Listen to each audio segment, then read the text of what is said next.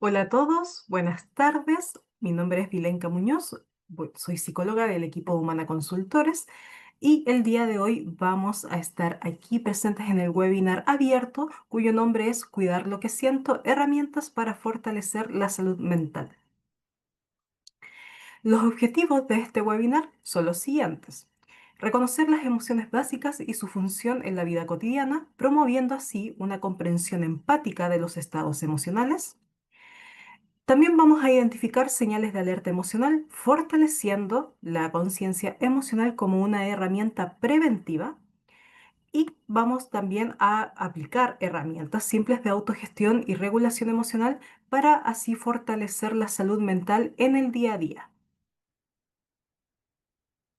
Los contenidos que vamos a revisar en el webinar de hoy son los siguientes.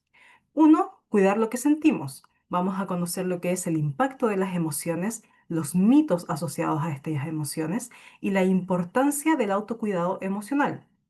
También vamos a conocer cuáles son nuestras emociones básicas, su definición, su función y cómo reconocerlas en el cuerpo, el pensamiento y en la conducta. También vamos a revisar las señales de alerta. ¿Cuáles son los indicadores de sobrecarga emocional, malestar transitorio y sostenido y la identificación de patrones que nuevamente nos llevan a conocer lo que son las señales de alerta en torno al contexto emocional? Por otro lado, vamos a conocer lo que son las herramientas de autocuidado, como las rutinas de bienestar, los espacios seguros y las prácticas de pausa y reflexión.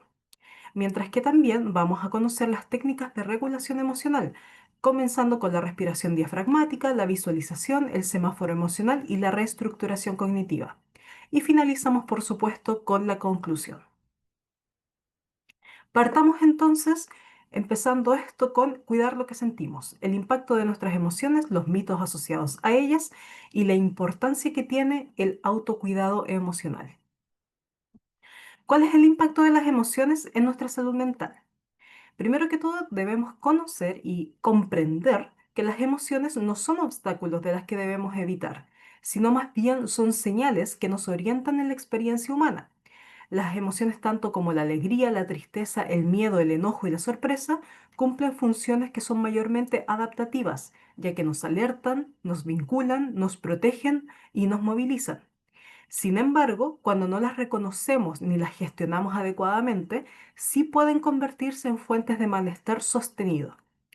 En contextos, por ejemplo, de alta exigencia, como lo es el contexto académico o el contexto laboral, solemos priorizar el rendimiento por sobre el bienestar emocional, lo cual puede generar una desconexión interna que nos manifiesta en malestar sostenido, tal como ansiedad, irritabilidad, insomnio o apatía. Cabe destacar entonces que cuidar lo que sentimos no es un lujo, sino más bien es una necesidad, ya que la salud mental florece cuando las emociones tienen espacio para ser expresadas, ser comprendidas y, por supuesto, cuando cumplimos con esta autorresponsabilidad que tenemos con nosotros mismos de regularlas con compasión. Los mitos comunes asociados a la gestión emocional son estos. Uno, por ejemplo, son cosas que tendemos a escuchar en el día a día que nos hacen quizás restarnos a querer ponerle más énfasis a nuestra gestión emocional. Sentir mucho es ser débil. Ujú. En realidad, la sensibilidad emocional es una forma de inteligencia. Hay muchos tipos de inteligencia y una de ellas es precisamente la inteligencia emocional. Por lo tanto, reconocer lo que sentimos nos permite tomar decisiones más conscientes y construir relaciones más auténticas. Otro mito es que se dice mucho que hay emociones buenas y emociones malas. Acá tenemos que comprender que todas las emociones tienen una función, por lo tanto, no hay emociones positivas ni emociones negativas. El miedo, aunque se tiende a señalar con el dedo como una emoción mala, nos puede proteger. La tristeza, también señalada como una emoción mala, nos puede conectar con la pérdida, encontrar empatía con otros que lo estén pasando de forma similar. Y el enojo, por supuesto, nos enseña límites. Nos hace más claras nuestras necesidades de instaurar estos límites. Por lo tanto, no se trata de eliminar emociones, especialmente aquellas que se vuelven un poco más incómodas, sino más bien aprender a escucharlas y por lo tanto gestionarlas. Otro mito común es decir, la gestión emocional es solo para quienes tienen problemas. Y no, Todos necesitamos herramientas para cuidar nuestra salud mental en el día a día, así como, por ejemplo, también nosotros cuidamos nuestro cuerpo. No solamente las personas, por ejemplo, con una obesidad tienen que cuidar su cuerpo, sino que todas las personas con o sin enfermedades de base necesitan cuidar su cuerpo. Por lo tanto, la prevención emocional es clave para evitar crisis futuras, así como cuidamos nuestro cuerpo para evitar posibles enfermedades a futuro, lo mismo pasa con la prevención emocional o el cuidado en torno a la gestión emocional. Y el último mito es controlar las emociones es no sentirlas.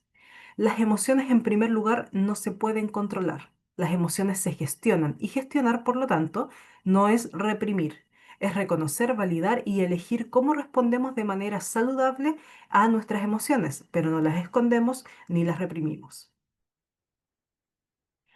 El autocuidado emocional, entonces, es el conjunto de prácticas y hábitos que promueven el bienestar emocional y que nos ayudan a gestionar las emociones de manera saludable. En esencia, se trata de cuidar de nuestra mente y de nuestro corazón, tal como cuidaríamos de nuestro cuerpo, para mantener nuestro equilibrio interno y enfrentar así los desafíos diarios con muchísima mayor capacidad de resiliencia. El autocuidado emocional es importante ya que implica atender a nuestras emociones, gestionarlas de forma saludable y garantizar un equilibrio interno. Básicamente, se trata de validar lo que sentimos, establecer límites, buscar apoyo emocional cuando lo requerimos y practicar actividades que fomenten nuestro bienestar emocional, como por ejemplo meditación, journaling o incluso el simple descanso, que pese a que suena bastante sencillo, hay muchas personas que genuinamente no saben descansar. Las actividades claves del autocuidado emocional para tenerlo bien presente en el día a día. Consta de reconocer y validar nuestras emociones, aceptar lo que sentimos sin juzgarnos, ya sea tristeza, alegría, miedo, etc. Establecer límites saludables, aprender a decir que no y priorizarnos a nosotros mismos, a nuestras necesidades emocionales por encima de las de los demás, sin que eso nos convierta en una persona egoísta. Practicar la autorreflexión, entender nuestros pensamientos y patrones emocionales a través de la meditación, el journaling o simplemente momentos de introspección como podría ser incluso el mismo descanso. Buscar conexión, rodearnos de personas que nos apoyan, que nos hagan sentir valorados y que fomenten un entorno emocional positivo. Y, por supuesto, también adoptar hábitos relajantes, actividades como leer, pintar, caminar al aire libre o técnicas de relajación como la respiración consciente. Pasemos entonces a conocer un poquito más a fondo lo que son nuestras emociones básicas, la definición, su función y la manera en cómo podemos reconocerlas en nuestro cuerpo, en el pensamiento y en nuestra conducta. Las emociones entonces son respuestas psicológicas y fisiológicas a estímulos internos o externos. Pueden ser reacciones a eventos, pensamientos o incluso a recuerdos. Estas respuestas tienen un propósito evolutivo, nos ayudan a sobrevivir, a adaptarnos y a comunicarnos. Las emociones, por lo tanto, son esenciales para nuestro bienestar, ya que, uno, guían nuestras decisiones, ya que una emoción como el miedo puede alertarnos de un peligro, mientras que la alegría puede indicarnos lo que nos hace felices. Además, regulan nuestro comportamiento, nos ayudan a manejar cómo interactuamos con los demás, promoviendo empatía y conexión. También nos ayudan porque impactan en nuestra salud física y mental.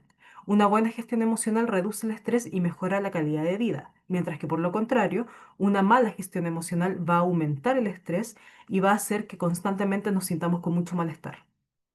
Y también las emociones son esenciales ya que fomentan nuestro autoconocimiento, ya que nos obliga en cierta forma a entender nuestras emociones y eso en consecuencia nos enseña quiénes somos y qué es lo que necesitamos.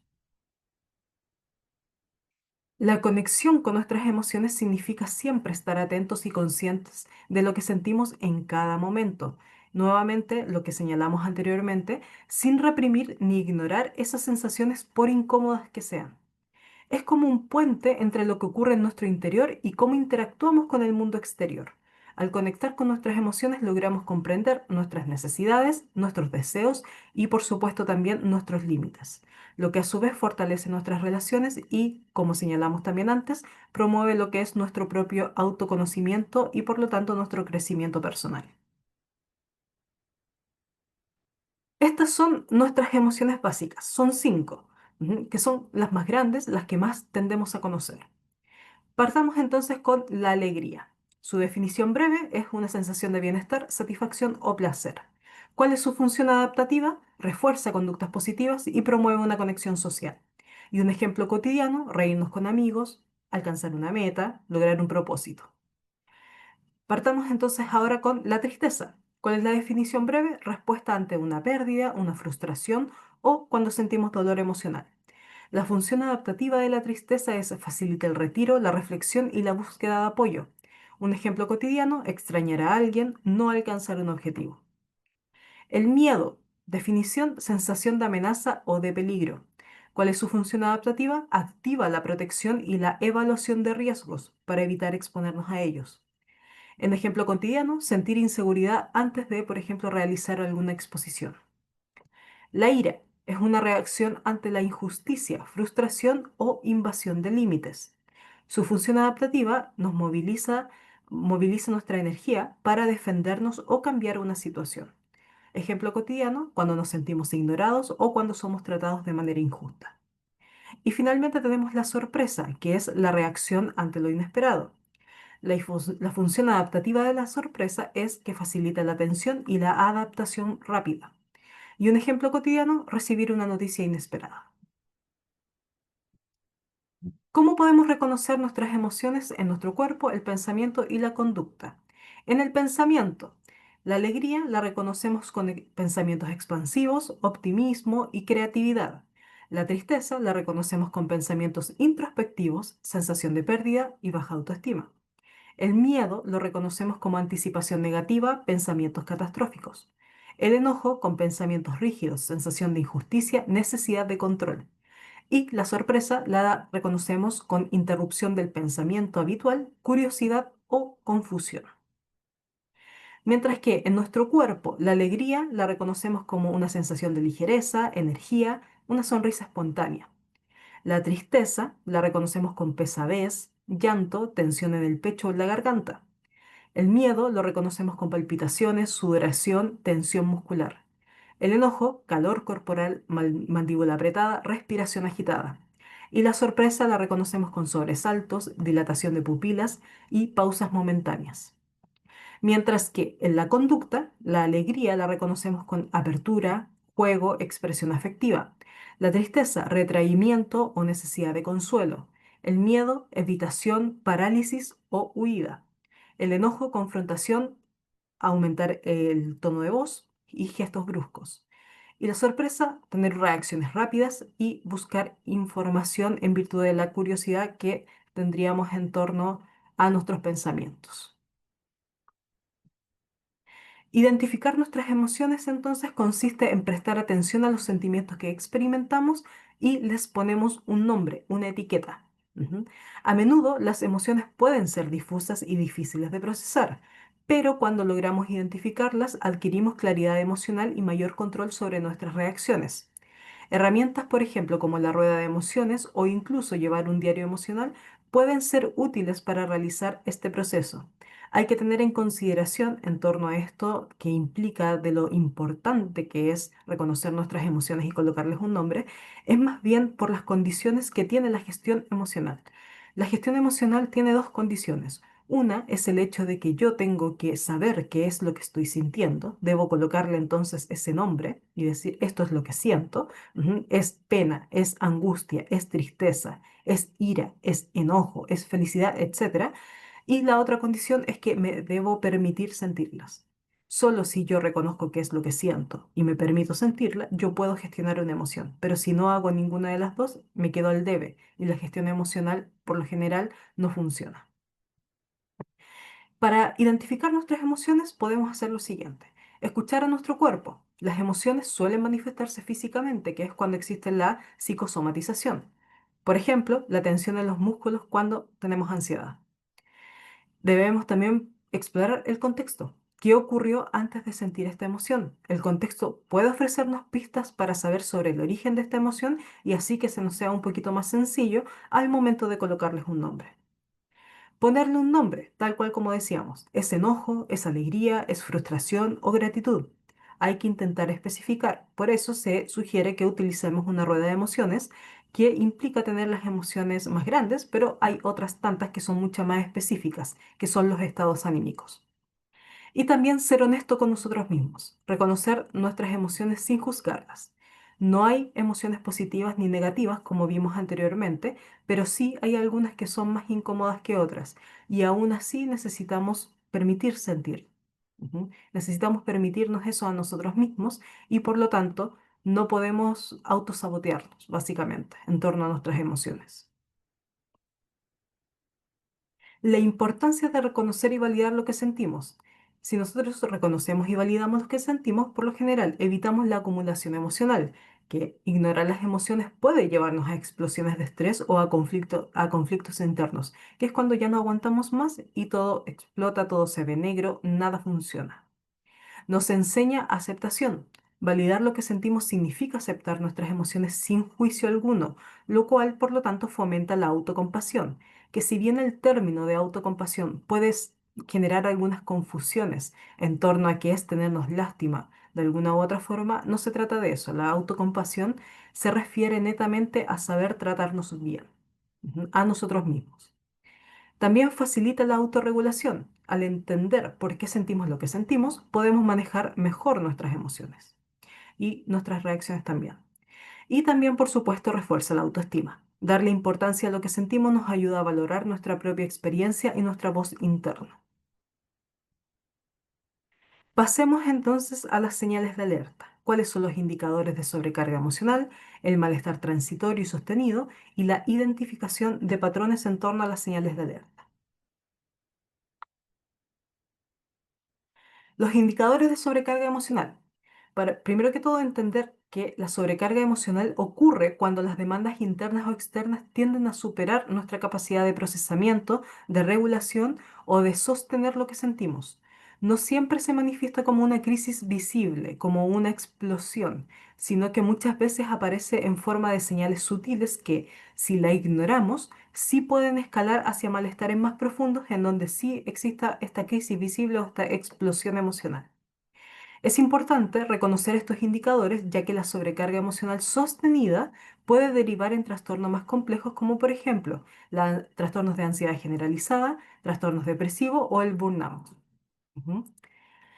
Podemos entonces reconocer las señales tempranas que nos permite activar estrategias de regulación emocional, buscar apoyo profesional o comunitario, reorganizar rutinas y prioridades y por supuesto también promover espacios institucionales de contención y cuidado.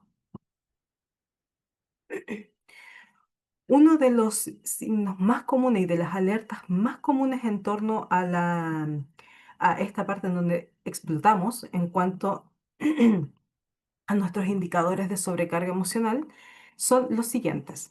La irritabilidad es uno de los más comunes. Las reacciones son más intensas ante estímulos menores, como molestarnos por ruidos, interrupciones o errores triviales. La sensación de siempre estar al límite. Cualquier situación puede detonar una respuesta emocional desproporcionada. La irritabilidad también incluye dificultad para tolerar frustraciones. Lo que antes se resolvía con cierta capacidad de paciencia, ahora genera enojo o impaciencia casi inmediatas. El posible origen de la irritabilidad es la acumulación de emociones no procesadas, la falta de descanso emocional o el exceso de exigencias o autoexigencias. Y la irritabilidad es una señal de que el sistema emocional está saturado y necesita espacio para regularse. Otro factor bien común en torno a esta sobrecarga emocional es la fatiga emocional, que es agotamiento persistente, incluso después de dormir o descansar físicamente. Hay una sensación de no poder más, aunque no hay una causa física clara. Existe también una dificultad para concentrarnos o tomar decisiones. La mente por lo general se siente nublada o lenta. También existe una desmotivación generalizada, en donde hay una pérdida de interés en actividades que antes tendían a generar placer o propósito. El posible origen de la fatiga emocional es una exposición prolongada al estrés, a la falta de pausas, a la exigencia constante en torno a un rendimiento, puede ser laboral o académico. Ujú. Y la fatiga emocional es una señal de que el sistema necesita reparación, no solamente descanso físico, ya que como mencionamos al principio, esta fatiga emocional se presenta con un agotamiento persistente incluso después de dormir. Por lo tanto, el dormir no solucionaría todo en este momento. Y el otro factor importante en torno a esta sobrecarga emocional tenemos la desconexión afectiva, en donde hay una sensación persistente de vacío o de indiferencia, como si, por ejemplo, las emociones estuvieran apagadas. Ujú. Existe una dificultad para sentir alegría, tristeza o incluso empatía, pese a que nos veamos envueltos en situaciones significativas. Existe también una sensación de automatización de rutinas, hacer cosas sin presencia emocional, como si estuviéramos básicamente en piloto automático. También hay un factor de aislamiento emocional, en donde existe la dificultad para conectar con otras personas o expresar lo que sentimos. El posible origen de la desconexión afectiva es que es un mecanismo de defensa ante el exceso de estímulos o de dolor emocional no procesado. Es básicamente que cuando tenemos un exceso de estímulos o, como dice acá, un dolor emocional que no hemos procesado porque no lo hemos permitido, porque no tenemos las herramientas, este mecanismo de defensa nos apaga. Es como si tuviéramos un interruptor. Vamos a dejar de sentir para evitar que eso que sentimos se vuelva aún más doloroso o para evitar que eso que sentimos se vuelva aún más agotador. Entonces nos apagamos, empezamos a funcionar, como dice acá, en piloto automático, como si fuésemos un robot. Ujú. La desconexión afectiva es una forma de protección, pero si se prolonga puede generar despersonalización o apatía generalizada. Ujú. Y volver a reconectar con aquello que nos interesaba, con aquello que de alguna otra manera nos hacía sentir significativos para otras personas o incluso que otras personas nos parezcan a nosotros significativas, ujú, puede costar, no es imposible, pero cuesta. Mientras más pasa tiempo en donde nos vemos envueltos en este piloto automático, más cuesta volver a reconectar afectivamente hablando. Otros indicadores relevantes en cuanto a la sobrecarga emocional, los cambios en el sueño, el sueño interrumpido o excesivo, las alteraciones en el apetito, comer en exceso o la pérdida de apetito. Siempre vamos como de extremo a extremo. Ujú.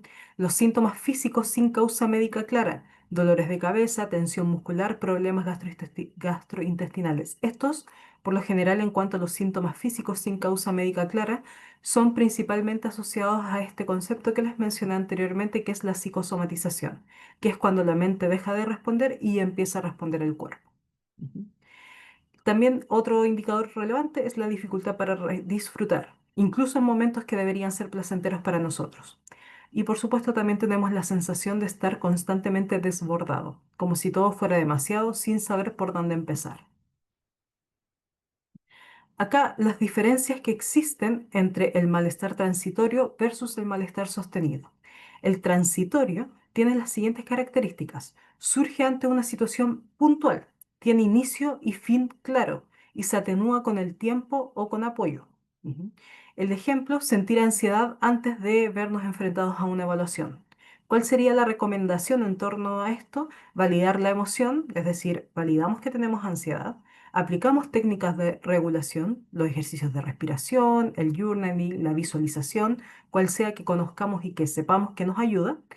Y también podemos buscar contención. Si es que estas herramientas no son suficientes, podemos buscar contención en otras personas, mencionando cómo nos sentimos, necesitando un abrazo, dependiendo de las necesidades de cada uno.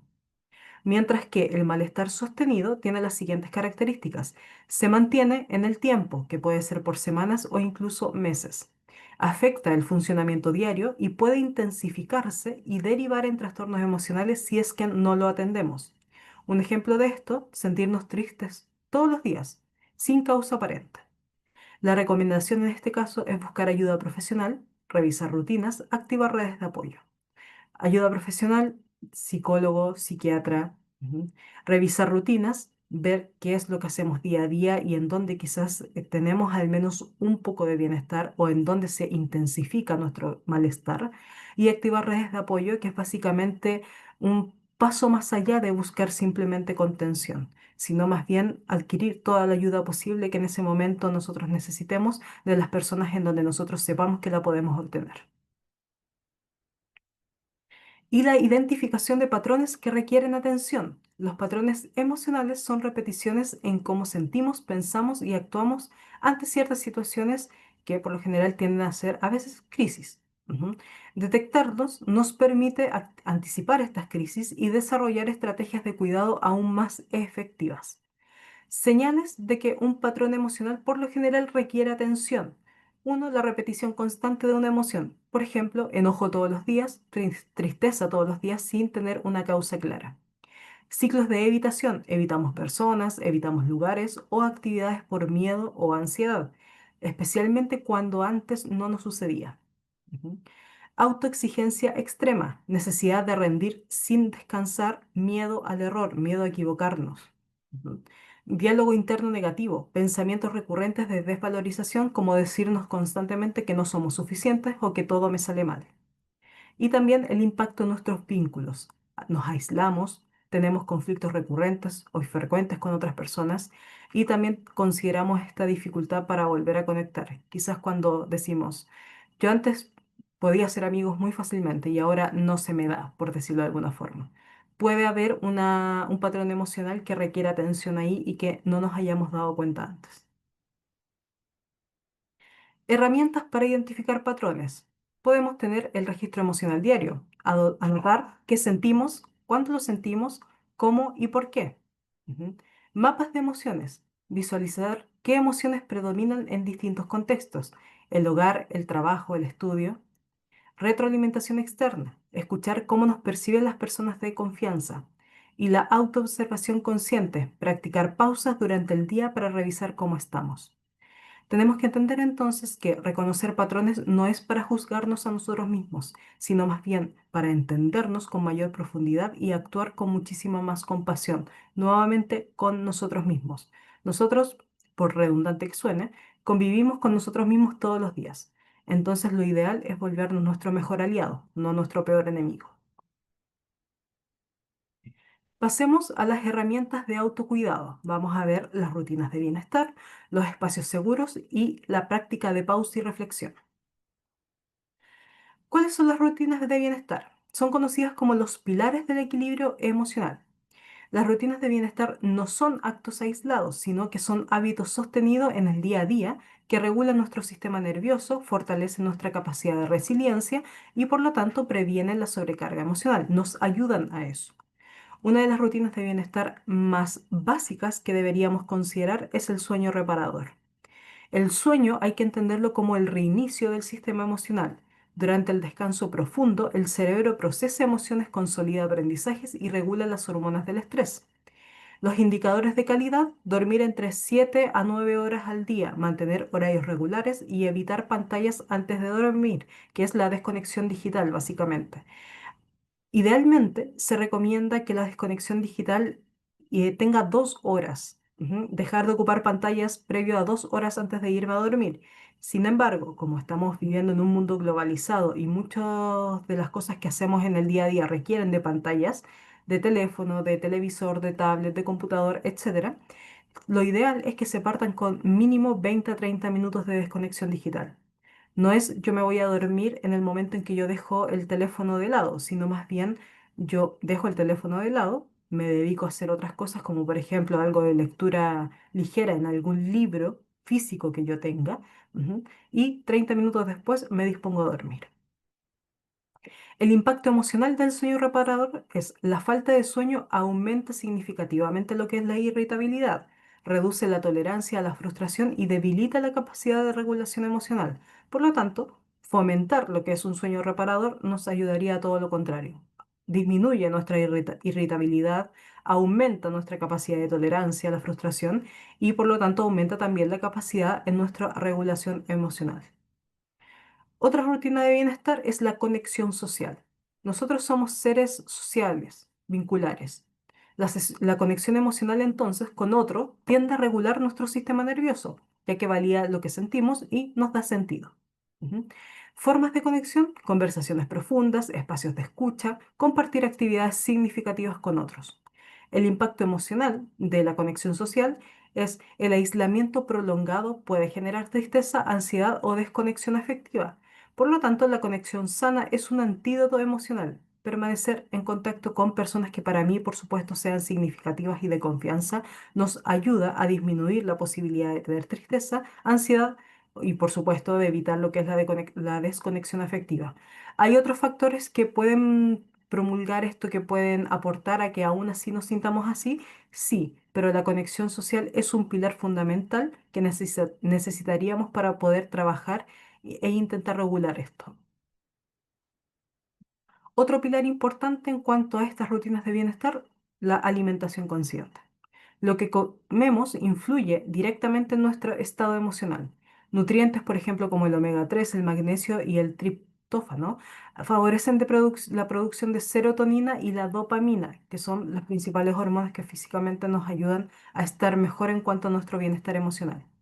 Las prácticas claves, evitar el exceso de azúcares y los ultraprocesados, mantener horarios regulares de alimentación, por supuesto, y mantener una hidratación constante a lo largo del día. El impacto emocional o la alimentación equilibrada mejora el estado de ánimo, la concentración y la energía vital.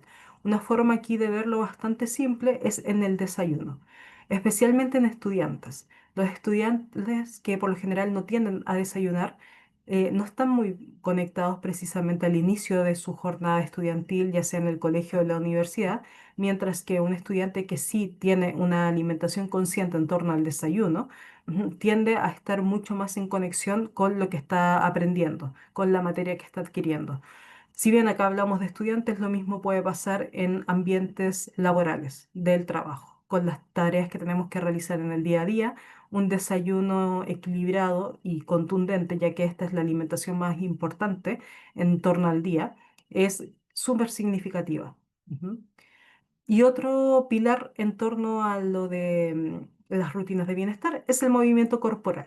El cuerpo necesita moverse para liberar tensiones, oxigenar el cerebro y activar neurotransmisores de bienestar. Ujú. Opciones accesibles que tenemos todos: caminatas, estiramientos, bailes, rutinas de yoga que podemos conseguir por internet y realizar deportes según las preferencias de cada uno. El impacto emocional, el ejercicio regular reduce la ansiedad, mejora el sueño y fortalece la autoestima. Pese a que a veces no le concedemos tanta importancia, más allá de cuidar el cuerpo, la verdad es que el movimiento corporal ayuda mucho a la gestión emocional, ya que liberamos endorfinas. Ujú.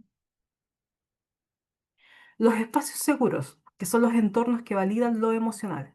Un espacio seguro es aquel donde se validan nuestras experiencias emocionales, se promueve la escucha empática y se establecen condiciones relacionales que protegen la dignidad afectiva de cada persona.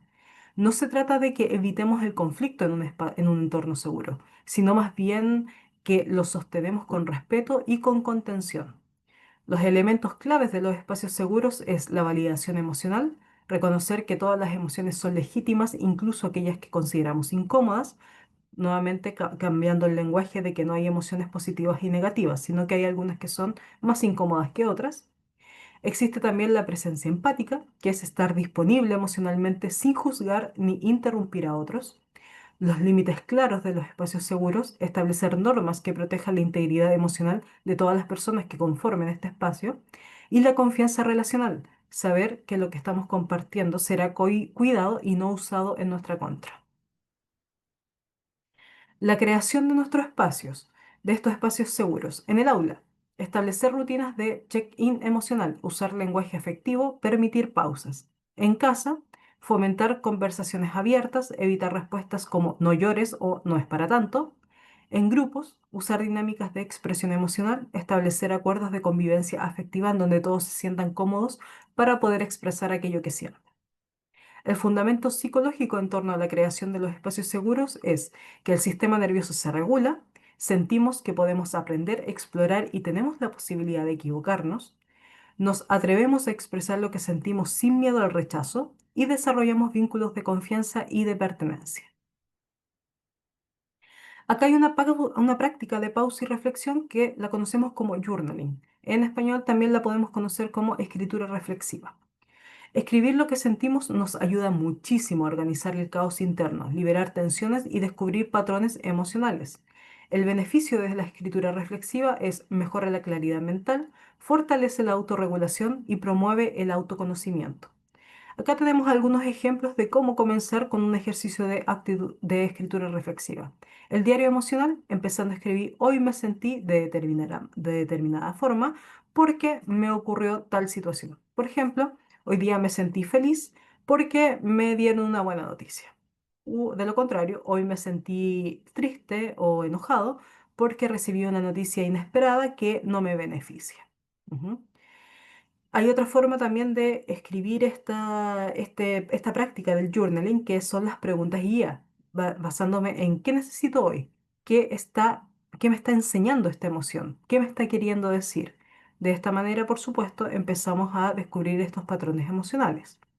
Y también podemos incluir ejercicios de gratitud o frases de gratitud en donde yo empiezo escribiendo como hoy agradezco que pese a ser un día muy pesado en donde no tenía ganas de levantarme, aún así me levanté y pude llevar a cabo mi día a día. Ujú. Son cosas a las que por lo general no le concedemos mucha importancia, pero deberíamos hacerlo, considerando que hablamos de nuestro bienestar, hablamos de nuestro autoconocimiento y hablamos, por supuesto, de nuestra capacidad de autocompasión. Pasemos entonces a las técnicas de regulación emocional, la respiración diafragmática, la visualización, el semáforo emocional y la reestructuración cognitiva.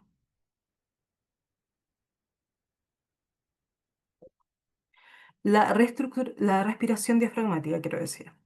La respiración diafragmática o abdominal es una técnica de relajación que activa el sistema nervioso parasimpático, el cual es el responsable principal de los estados de relajación y el equilibrio emocional. En lugar de respirar desde el pecho, que es la respiración superficial que por lo general hacemos de forma inconsciente, se respira desde el abdomen, permitiendo que nuestro diafragma se expanda. Esto reduce la frecuencia cardíaca, baja la presión arterial y disminuye la producción de cortisol, que es la hormona del estrés. Ideal para momentos de ansiedad antes de una exposición o al final del día. ¿Cómo podemos hacerla? Al momento de inhalar, infla el vientre. Exhalar, desinfla el vientre. Esa es la respiración diafragmática abdominal. Ujú. El ejercicio básico entonces, nos sentamos o nos recostamos en una postura cómoda y colocamos una mano sobre el pecho y otra sobre el abdomen. Inhalamos lentamente por la nariz durante 4 segundos, sintiendo cómo se eleva el abdomen.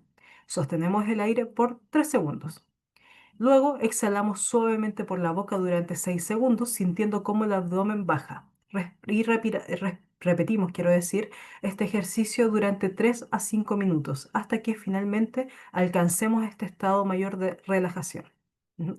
No es automático, por eso hay que darle precisamente unos 3 a 5 minutos en donde repitamos este ejercicio y nos concentremos básicamente en cómo estamos respirando. La visualización guiada. La visualización guiada utiliza imágenes mentales positivas o seguras para inducir estados de calma, de seguridad o de motivación. El cerebro no distingue entre lo imaginado y lo vivido. Visualizar entonces activa las mismas áreas cerebrales que experimentar. Ujú. Al imaginar escenas tranquilas, el cuerpo responde con relajación. Podemos combinarlo con música suave o con guías grabadas, que las podemos encontrar en aplicaciones de meditación o incluso en videos de YouTube. Ujú. Es útil para reducir el estrés anticipatorio. El ejercicio básico en torno a la visualización guiada es el siguiente. Cerramos los ojos y respiramos profundamente.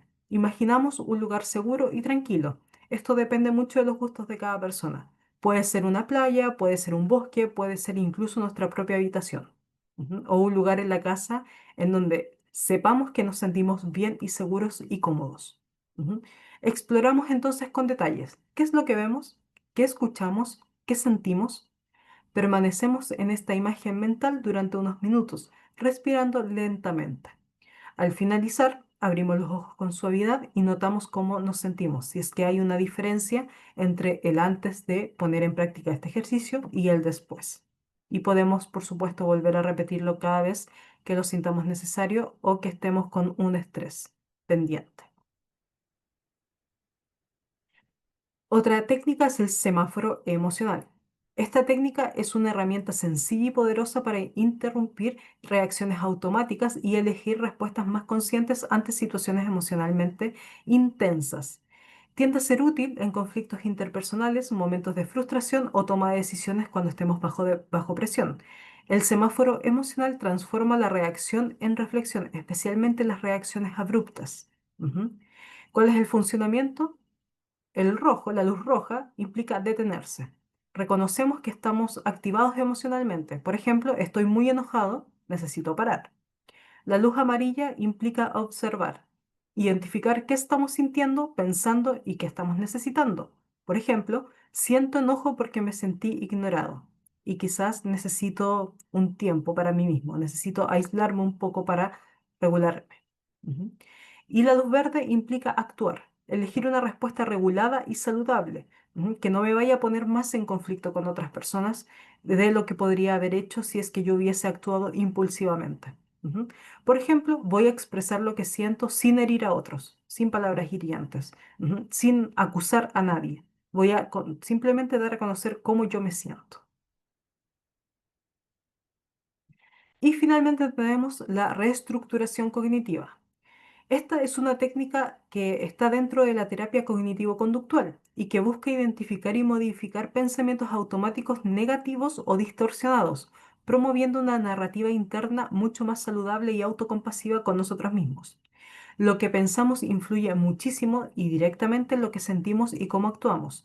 El diálogo interno, que es negativo, perpetúa emociones como ansiedad, culpa o tristeza. Por lo tanto, cambiar el diálogo interno no es mentirnos a nosotros mismos, sino que es hablarnos con más verdad y compasión, bajo el concepto de las palabras crean realidades y básicamente si nosotros constantemente nos estamos diciendo que no servimos para algo, que nunca hago nada bien, que todo va a salir mal, efectivamente nosotros lo vamos a creer y vamos a concebir nuestra realidad de esa forma. Ujú. Por lo tanto, debemos intentar cambiar este pensamiento por uno que sea mucho más saludable para nosotros mismos. Insisto, no es mentirnos, sino que es hablarnos con más verdades y con más compasión. ¿Y por qué verdades? Porque en muchas ocasiones cuando nosotros nos decimos, no sirvo para algo, la verdad es que no tengo mucha evidencia al respecto. Solo lo digo porque quizás algo en particular no me salió bien. Pero eso no es motivo de generalizar de que yo no sirvo para nada. Ujú. Los pasos básicos de la reestructuración cognitiva entonces son los siguientes. Identificamos el pensamiento automático. Por ejemplo, no soy capaz de hacer esto. Cuestionamos su veracidad. ¿Tengo evidencia real de esto? ¿Es una generalización? ¿Qué diría alguien que me quiera al respecto? Reformulamos el pensamiento. Estoy aprendiendo y aunque me cuesta, puedo mejorar si yo practico. Ujú. Observar el cambio emocional. ¿Cómo me siento ahora con este nuevo pensamiento? La reestructuración cognitiva es una técnica un poquito más compleja que las anteriores porque requiere de mucha práctica. Ujú. Al principio, cuando no sabemos colocarla en práctica constantemente, parece que estamos llevando a cabo una receta, siguiendo un paso a paso. Sin embargo, mientras más práctica tengamos en torno a esta estrategia, más simple y automática después va a ser funcionar en torno a esta herramienta. Ujú. Por eso es bastante recomendable que la podamos poner en práctica de menos a más. Y la conclusión de esta presentación. Entendemos entonces que las emociones básicas cumplen funciones esenciales en nuestra vida. Reconocerlas, validarlas y gestionarlas con conciencia es el primer paso hacia una salud mental muchísimo más sólida y compasiva. Indicadores como la irritabilidad, la fatiga emocional o la desconexión afectiva no deben ser ignorados. Son llamados internos que nos invitan a pausar, revisar y cuidar. Rutinas como dormir bien, alimentarnos con conciencia, movernos y conectar con otros son prácticas simples pero poderosas. Sumadas a técnicas como la respiración diafragmática, el journaling o la escritura reflexiva o la reestructuración cognitiva, nos ofrecen herramientas accesibles para regular lo que sentimos. Por lo tanto, cuidar lo que sentimos es cuidar lo que somos. En un mundo que nos exige tanto, aprender a escucharnos, validarnos y sostenernos emocionalmente es un acto de resistencia, de amor propio y de transformación colectiva. Ujú. Y acá agradecemos su participación en nuestro webinar. Acá dejamos un código QR en el caso de que quieran compartir su opinión para que lo puedan escanear, perdón. Muchas gracias.